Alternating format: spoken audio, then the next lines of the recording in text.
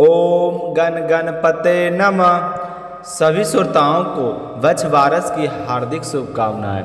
आज आप सुनेंगे वछवारस की कथा पर सुनी जाने वाली संपूर्ण कथा। वछवारस हर साल जन्माष्टमी के 4 दिन पश्चात भाद्रपद महीने के कृष्ण पक्ष द्वादशी तिथि को मनाई जाती है। इसे बावास और गोवत्स्य द्वादशी भी कहते हैं। भगवान श्री कृष्ण को गाय और बछड़ों से बड़ा प्रेम था, इसलिए इस त्यौहार को इस दिन मनाया जाता है। कहा जाता है कि हर वर्ष के दिन गाय और बछड़ों की पूजा करने से भगवान कृष्ण सहित गाय में निवास करने वाले सैकड़ों देवी देवताओं का आशीर्वाद हमें प्राप्त होता है, जिससे घर में खुशहाली आती है और सुख समृद्धि का वास होता है। वछवारस का पर्व राजस्थानी महिलाओं में भी बहुत ही ज़्यादा लोकप्रिय माना गया है। इस दिन पूजा के लिए भैंस का दूध और दही, भिगा हुआ चना और मोठ लिया जाता है। मोठ बाजरे की घी और चीनी मिलाई जाती है।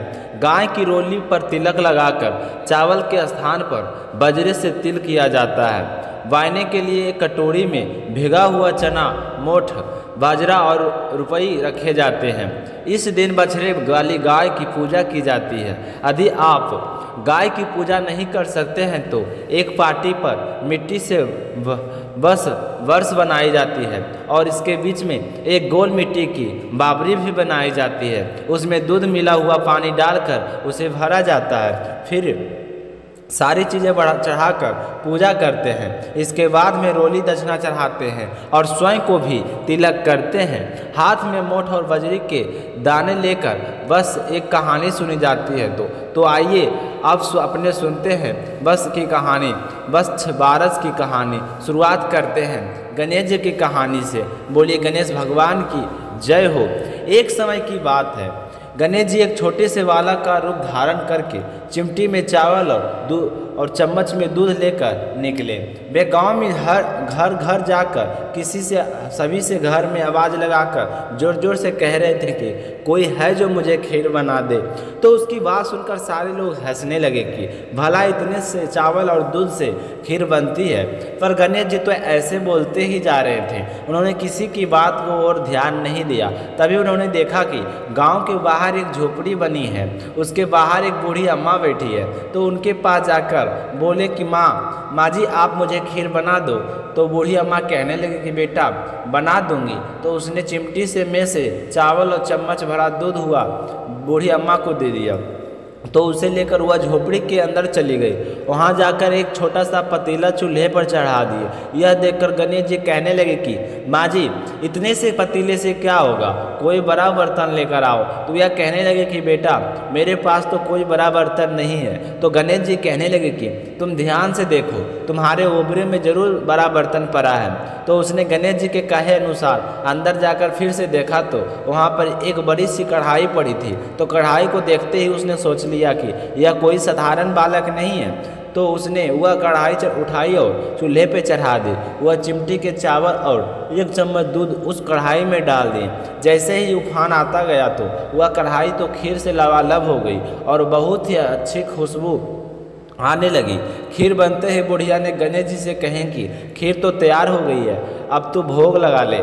तो वह कहने लगा कि माँ जी मैं तो स्नान करके आता हूँ, तुम ऐसा करो कि सारे गांव वालों को न्योता देकर आओ। और यह कहकर गणेश भगवान तो स्नान करने के लिए चले गए। और तभी बुढ़िया के बेटे बहू और पोते पोती आ गई जो खेत पर काम करने गए थे। तो आते ही बूढ़ी अम्मा ने अपने पोते पोतियों को भर पेट खीर खिला दी। तभी उसकी झोपड़ी के आगे एक औरत गुजर रही थी। तो खीर की खुशबू देखकर वो अंदर आई और कहने लगे कि अम्मा जी आज तो आपके झोपड़ी से बहुत ही अच्छी खुशबू आ रही है, क्या कुछ नया बनाया? तो उसने कहा कि हाँ खीर बनाई हूँ, ले तुम भी चख ले। तो उसने कटोरा भर कर खीर उस औरत को दे दी। तो यह देखकर उसकी बहू सोचने लगे कि इस तरह तो यह तो आने जाने वाले को खीर खिलाएगा तो मेरे लिए क्या बचेगा। तभी उसकी सास कहने लगी कि मैं आपके गांव वालों को न्योता देकर आती हूँ, तब तक गणेश जी भी आ जाएंगे, तुम खीर का ध्यान रखना ना। यह कहकर बुढ़िया ने तो गांव में न्योता देने के लिए चली गई। और पीछे से बहू ने सोचा कि मेरे लिए तो बचेगे नहीं, इसलिए मैं तो पहले ही खा लेती हूँ। तो उसने एक मोटा सा कटोरा खीर से भरा और कहने लगे कि ले गणेश भोग लगा ले। गणेश यह भोग और खीर खाकर कटोरे को चक्की के नीचे छुपा दिया और बूढ़ी अम्मा को भी गांव वालों को न्योता देकर आ गई। गांव वाले सारे कहने लगे कि इसके पास तो खुद के लिए भोजन नहीं है और आज पूरे गांव वालों को न्योता दिया है, खाने को तो कुछ नहीं मिलेगा। यह तो हमें पता है, पर चलकर देखना चाहिए कि इसने न्योता क्यों दिया। तो सारे गांव वाले इकट्ठा होकर उसके झोपड़ी में पहुंच गए। उधर बुढ़िया जब घर पहुंची तो गणेश जी भी आए हो गए, तो उनसे देखकर कहने लगे कि गणेश भोग लगा ले। तो गणेश जी महाराज कहें कि मुझे तो भोग तुम्हारी बहू ने लगा दिया है। तो बूढ़ी अम्मा कहने लगे कि ना रे गणेश, मेरी बहू तो खेत से आते ही काम में लग गई, तू क्या कह रहा। तो गणेश बोले कि अपनी बहू से जाकर पूछ लो, अगर फिर भी विश्वास नहीं है तो तुम्हारी चक्की के नीचे देखो खीर का कटोरा पड़ा है, अभी भी उसमें 2 चावल चिपके हुए हैं। तो बुढ़िया ने जैसे ही कटोरा देखा तो सच में उस कटोरे में 2 चावल चिपके थे और चक्की के नीचे छुपाया था। तो कहने लगे कि गणेश यह कोई बात नहीं, तुम कुछ मत कहना, लोग हंस सुनेंगे तो क्या कहेंगे। तो बूढ़ी अम्मा अब सारे लोगों को खीर परोसने लगी। सारे गांव वालों ने पेट भर कर खीर खाई, फिर भी खीर तो खत्म होने का नाम ही नहीं ले रही थी। तो वह गणेश भगवान से बोले कि गणेश यह तो खीर खत्म नहीं हो रही है, इसका मैं क्या करूं। तो गणेश जी कहने लगे कि शाम को एक बार पूरे फिर से न्योता देकर फिर से बूढ़ी खिला देना। तो बुढ़िया ने गणेश जी के कहे अनुसार गांव वालों को एक बार फिर से न्योता दे दिया। तो गांव वाले सोचने लगे कि यह तो कोई जादुई कढ़ाई है, हमें राजा के इसके बारे में बताना चाहिए। तो गाँव के 2-4 लोग इकट्ठा होकर राजा के पास चले गए और जाकर राजा से कहने लगे कि महाराज, गांव के बाहर जो झोपड़ी है उसमें बूढ़ी माई रहती है, वह ना जाने क्या जादू टोना करती है। आज उसने एक कढ़ाई खीर बनाई है, उसके पास दूध भी नहीं था और ना ही चीनी चावल थे, फिर भी इतनी अच्छी खीर है और पूरे गांव वालों को खीर खिलाई है, फिर भी उसकी कढ़ाई में खीर खत्म होने का नाम ही नहीं ले रही है। तो राजा ने जैसे ही गाँव वालों की बात सुनी तो अपने सैनिक को बुलाकर कहा, तुम ऐसा करो, उस बुढ़िया के झोपड़ी में जाओ और वहाँ पर जो जादुई कढ़ाई है की खीर है उसे यहाँ लेकर आओ। बुढ़िया ने कह देना कि ऐसी कढ़ाई झोपड़ी में नहीं, राजमहल में शोभा देती है। तो राजा की आज्ञा पाकर सैनिक वहाँ पर आ गए और बुढ़िया से कहने लगे कि माई, राजा का आदेश है कि आपके पास जो जादुई कढ़ाई है वह हमें राजमहल में लेकर जानी है। तो यह सुनकर बुढ़िया को बहुत ही दुख हुआ, लेकिन उसने कुछ नहीं कहा। राजा का जो आदेश था, लेकिन उस सैनिक कढ़ाई को लेकर राजमहल चले गए। लेकिन राजमहल में ले जाते ही खीर में दुर्गंध आने लगी, कीड़े मकोड़े बिच्छू दिखाई देने लगे। तो यह देखकर राजा को बहुत ही शर्मिंदगी महसूस हुई। वह कहना नहीं चाहते थे कि मेरे राजमहल के आने के बाद खीर में बदबू आने लगी। बुढ़िया ने को बुलाकर कहा कि बुढ़िया माई, यह कढ़ाई तुम्हारी, तुम पास ले जा, मैं तुम्हें देता हूँ। तो बुढ़िया कहने लगे कि हे राजा, आप देते तो पहले कभी देते, यह तो मुझे मेरे गणेश जी ने दिया है। तो बुढ़िया ने जैसे ही खीर उठाई तो लेते हुआ कढ़ाई फिर से सुगंधित खीर में भर गया। तो घर आकर बुढ़िया ने गणेश जी से कहें कि बच्चों ये खीर को क्या करूं। तो गणेश जी ने कहें कि झोपड़ी में एक कोने में गड्ढा खोदकर उसमें गाड़ दो और उसी जगह सुबह उठकर वापस खोदना, मैं तुम्हें धन से भरे हुए 2 घड़े मिलेंगे। तो ऐसा कहकर गणेश जी तो अंतर ध्यान हो गए, लेकिन जाते समय झोपड़ी के लात मार गए। तो झोपड़ी की जगह हुआ वहाँ पर एक सुंदर सा महल खड़ा हो गया। सुबह हुई तो बहू ने फावड़ा लेकर जिस जगह पर खीर गड़ी थी वहाँ पे खोदने लगी, उसे कुछ नहीं मिला। थक कर हार वो अपनी सासू माँ से कहने लगी कि माँ जी, आपके तो गणेश जी झूठो हैं, मैंने कितनी मेहनत की है फिर भी यहाँ पर कुछ नहीं मिला। तो उसकी सास कहने लगी कि मुझे देखने दे।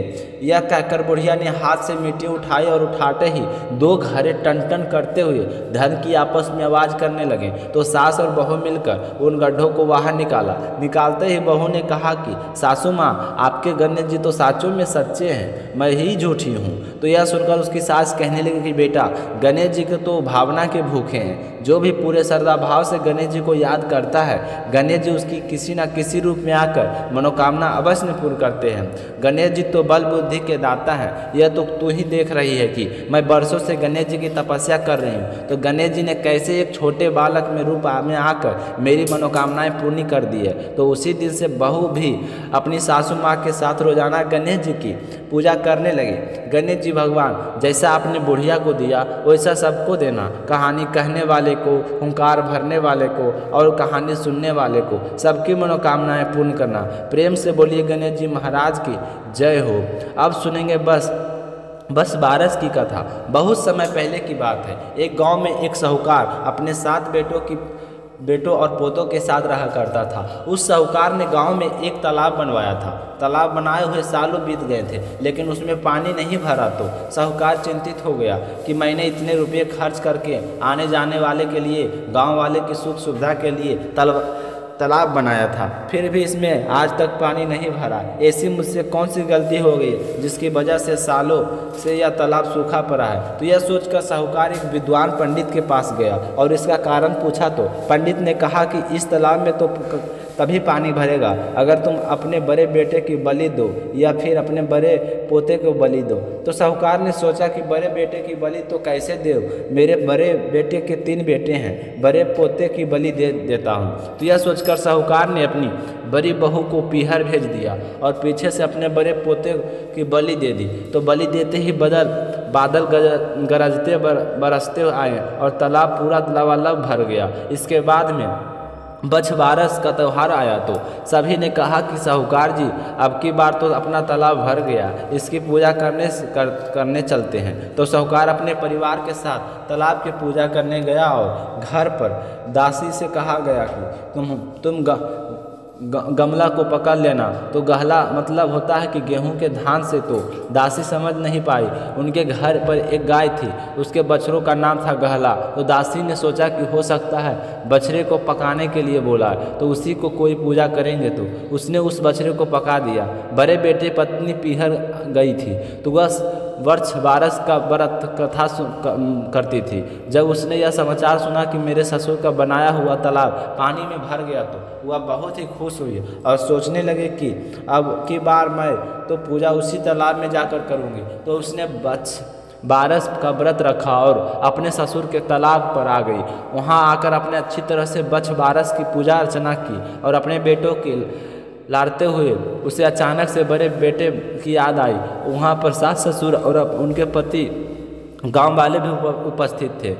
तो वह उनसे बोली कि मेरा बड़ा बेटा कहाँ है। तो उसके सास ससुर एक दूसरे के मुंह ताक नहीं लगे। तो वो बोली कि क्या बात है। तभी उसका बेटा तालाब से कीचड़ से सना हुआ बाहर निकला है। आकर अपनी माँ से कहने लगे, माँ तो मैं तो यहाँ पर हूँ। तो यह देखकर उसके ससुर जी को बड़ी ही हैरानी हुई और कहने लगे कि बहू यह गलती तो मैंने ही की थी। मुझे कोई पंडित ने बताया था कि अगर मैं बड़े पोते की बलि देता हूँ तो तालाब में पानी भर जाएगा। तो मैंने उन्हीं के कहने पर तुम्हें मायके भेजकर तुम्हारे बड़े बेटे की बलि दे दी थी। आज तो तुम्हारे पुण्य कर्म से जो अनर्थ होते होते बच गया, वरना मैं तो पाप का भागी बन जाता। भगवान का लाख लाख शुक्र है जो मेरा बड़ा पोता सही सलामत लौट आया। तो यह इस तरह से खुशियां मनाते हुए बेसारे घर आए। तो घर आकर साहूकार को बछड़ा दिखाई नहीं दिया। तो वह दासी से कहने लगे कि दासी बछड़ा कहाँ है। तो दासी कहने लगी कि कहाँ होगा, पतीले में है। आपने ही तो कहा था कि बछड़े का पका लेना। तो यह सुनते ही साहूकार की तो शक्ति में आ गया और कहने लगे कि अभी अभी तो एक पाप से उतर कर आया हूँ और तुमने दूसरा पाप कर दिया। फिर दुखी मन से उस बछड़े को लेकर मिट्टी में दबा दिया और आकर बाहर आंगन में चुपचाप लेट गया। शाम हुई तो लौट कर आई। तो जो दिन चरने के लिए वन में गई थी वह आते ही वह गाय रंभा कर अपने बच्चों को ढूंढने लगी। ढूंढते ढूंढते वह पहुंच गई जहां पर उसका बछड़ा दबाया हुआ था। तो वह मुंह से उस मिट्टी को हटाने लगी। तभी अचानक से चमत्कार हुआ, वह बछड़ा जीवित होकर बाहर निकल आया। तो यह सब कुछ दासी देख रही थी। तो उसने साहूकार के पास जाकर कहा कि साहूकार जी देखो, बछड़ा तो जीवित होकर जमीन से निकल आया, तुम्हारा दूसरा पाप भी उतर गया। तुमने ना जाने कितने पुण्य कर्म किए हैं, तुमसे पाप कैसे हो सकता है। तो साहूकार कहने लगा कि यह तो मेरी बड़ी बहू का पुण्य प्राप्ताप है जिसकी वजह से आज अनर्थ होते होते बच गया। तो साहूकार ने अपनी बड़ी बहू को बुलाया और कहा कि बेटा तुम धन्य हो, तुम जैसी बहू भगवान सबको देना। तो मैं आज से धन्य हो गया हूँ। आज अगर तुम ना होते तो मुझसे ना जाने कितने पाप हो जाते। फिर साहूकार ने पूरे गाँव में ढिंढोरा पिटवाया और हर पुत्र की माँ बारस का व्रत करे और व्रत रखकर अपनी इस तलाई का पूजन करे तो वो साहूकार के कहे अनुसार उस गांव की सभी महिलाएं वत्स बारस का व्रत करने लगी। वत्स बारस माता जैसा साहूकार को बहू को दिया वैसा सबको देना, मान सम्मान सब देना, सुख सौभाग्य सबको देना, अपनों प्यार देना। जो भी आपकी कहानी सुने उसकी सारी मनोकामनाएं पूर्ण करे। अब सुनते हैं लपसी तपसी की कहानी जो हर व्रत के साथ जरूर सुननी चाहिए, क्योंकि इस कथा को सुने बिना हमारा व्रत अधूरा ही माना जाता है। यह एक पौराणिक लोक कथा है। इस कथा को अनुसार एक तपसी था। तपसी हमेशा भगवान का तपस्या में लीन रहता था और लपसी रोजाना सुबह नहा धोकर सावा शेर की लपसी बनाता और उसके बाद में भगवान को भोग लगाता, फिर स्वयं भोजन करता। एक दिन किसी बात को लेकर दोनों में कहा सुनी हो गई। दोनों जोर जोर से लड़ने लगे। तभी तपसी से कहने लगा कि मैं रोजाना भगवान की तपस्या करता हूँ, इसलिए तुमसे मैं बड़ा हूँ, तुम मेरी बात माननी चाहिए। तो लपसी कहने लगा कि रोजाना नहा धोकर सावा शेर लपसी बनाता हूँ, सबसे पहले भगवान को भोग लगाकर फिर भी भोजन करता हूँ, तो मैं बड़ा हूँ, तुम मेरी बात माननी चाहिए। तो इस तरह दोनों जोर जोर से लड़ने लगे। तभी वहाँ से नारद जी गुजर रहे थे। दोनों को लड़ता हुआ देखकर उनके पास आए और पूछने लगे कि तुम दोनों आपस में क्यों लड़ रहे हो। तो लपसी और तपसी अपना बड़ा होने का कारण बताया और नारद जी से कहने लगे कि अब तो आप ही बताइए, हमारा फैसला कर दीजिए कि हम दोनों में से कौन बड़ा है। तो नारद जी ने कहे कि तुम्हारा फैसला तो कल कर दूंगा, लेकिन अभी नहीं, कल सुबह आऊँगा, मैं तुम्हारा फैसला कर दूंगा कि तुम दोनों में से सबसे बड़ा कौन है। दोनों ने कहा ठीक है। दूसरे दिन सुबह हुई तो तपसी और लपसी से नहा धोकर अपनी रोजाना की भक्ति करने लग गए। तो नारद जी ने छुपकर 1.25 करोड़ की एक अंगूठी दोनों की आगे रख दी।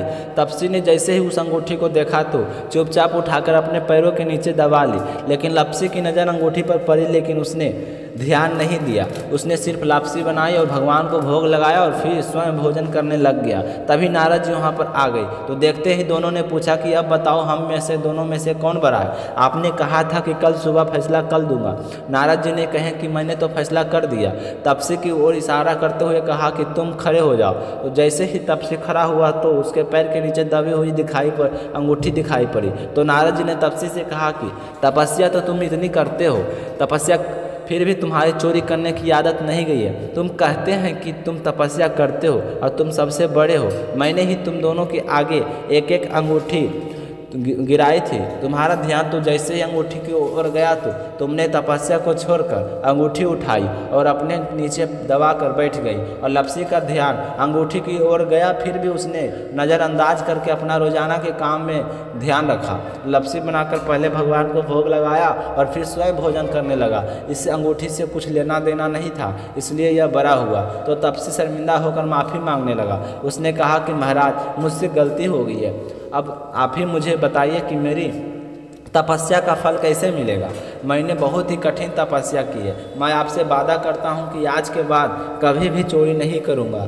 तो तपसी की बात सुनकर नारद जी कहने लगे कि घर पर जब भी रोटी बनाए और कुत्ते को रोटी ना बनाए, तो गाय और कुत्ते की रोटी ना बनाए तो वह फल तुम्हें मिलेगा। अगर कोई ब्राह्मण को भोजन करवाकर उसे दक्षिणा नहीं देगा तो उसका फल भी तुझे मिलेगा। अगर कोई सूट साड़ी किसी को दान में दे रहे हैं और ऊपर स्वरूप कुछ रुपये नहीं देंगे तो उसका फल भी तुझे मिलेगा।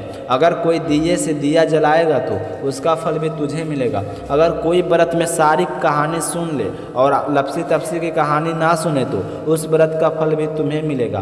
कहा जाता है कि उसी दिन से हर व्रत कथा के साथ लपसी तपसी की कहानी और कही और सुनी जाती है। सुनकर कहना चाहिए कि लपसी का फल लपसी को मिले, तपसी का फल तपसी को मिले, हमारी पूजा, हमारे व्रत, हमारी कहानी और पुण्य फल हमें मिले। आज अशोक वेदा चैनल पर प्रस्तुत यह कथा आपको कैसी लगी कमेंट करके ज़रूर बताइए। साथ ही आप सभी मेरा निवेदन है कि आपको यह कथाएं पसंद आती है तो अशोक वेदा चैनल को सब्सक्राइब जरूर कीजिए और इस चैनल को प्रस्तुत होने वाले रोजाना की वीडियो को ज़्यादा से ज़्यादा शेयर करें। भगवान आपकी सारी मनोकामनाएँ पूर्ण करें। आप हमेशा खुश रहिए। कथा को श्रद्धा भाव से पूरा सुनिए। आप सभी का बहुत बहुत धन्यवाद।